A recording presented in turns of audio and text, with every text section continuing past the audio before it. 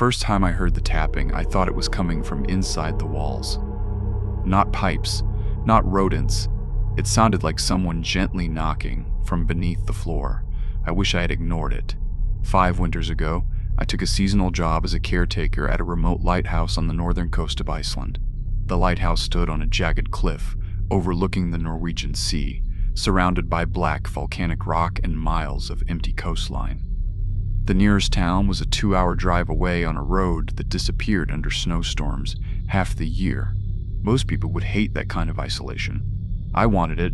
I just ended a long relationship, left my apartment in Reykjavik, and felt like I needed silence. The lighthouse job paid little, but it offered a small living space, basic supplies, and one simple responsibility: make sure the light never went out. The previous caretaker, an older man named Jonas, met me on my first day. He looked exhausted in a way that didn't match his age. Before leaving, he said something strange.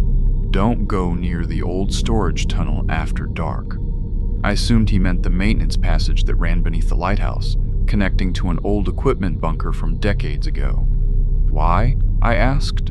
He stared out at the sea for a long moment. "Because the sound carries down there." Then he drove away without explaining what that meant. Life at the lighthouse settled into a quiet routine.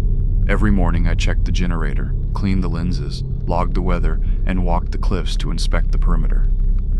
The ocean was constant gray waves crashing against rock, wind screaming through the tower. The first week was peaceful. The second week, the tapping began. At first it happened late at night. Soft, hollow, 3 knocks. Tap, tap, tap.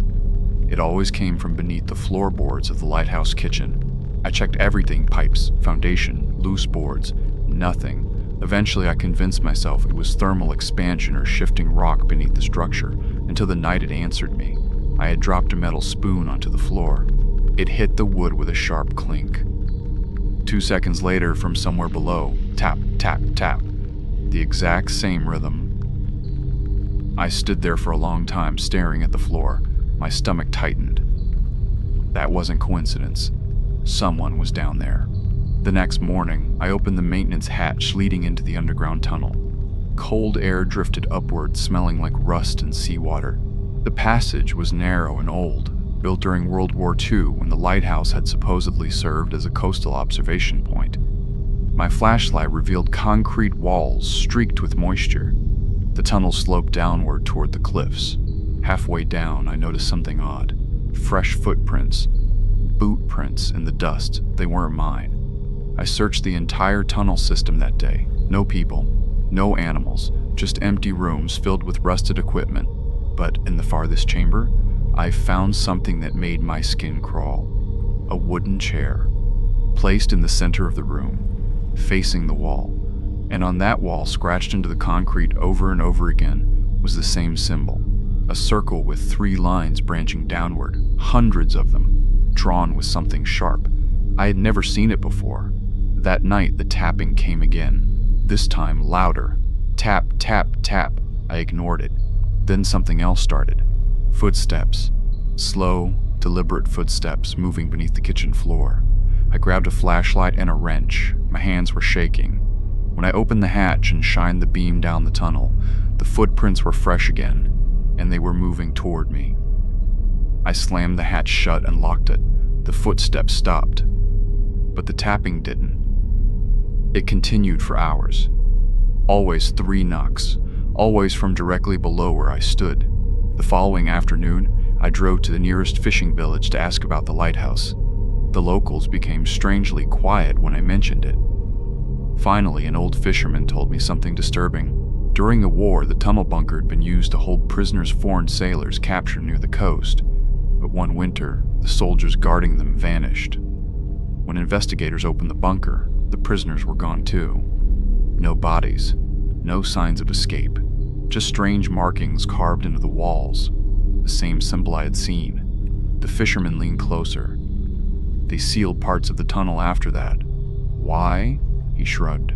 Because people kept hearing knocking. I returned to the lighthouse with a heavy feeling in my chest.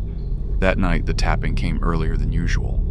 Tap, tap, tap, tap. But now, there was something else. A faint voice. muffled, like someone speaking through several layers of concrete. I pressed my ear against the floor. The voice whispered something I couldn't quite understand.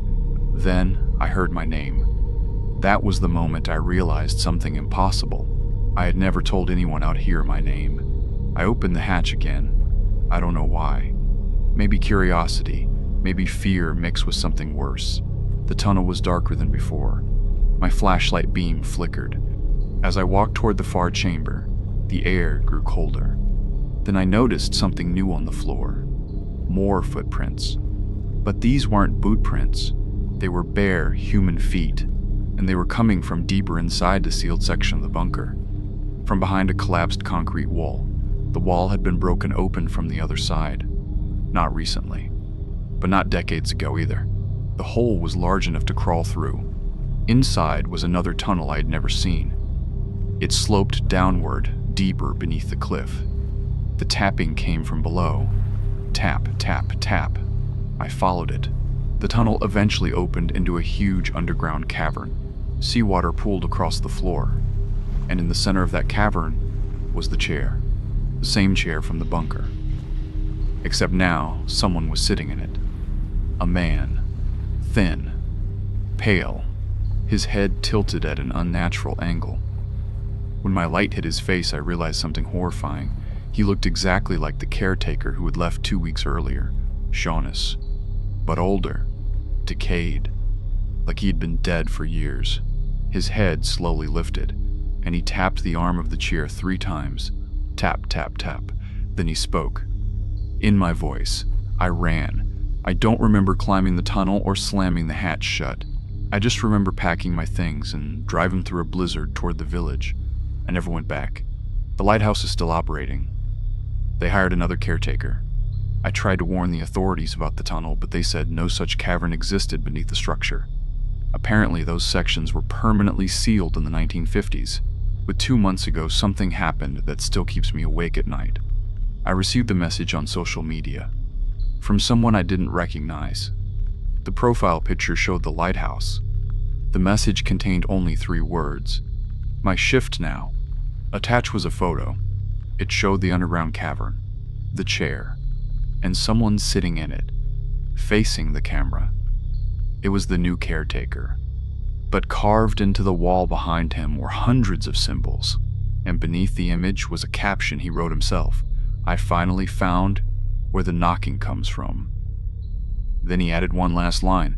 By the way, how did you know my name?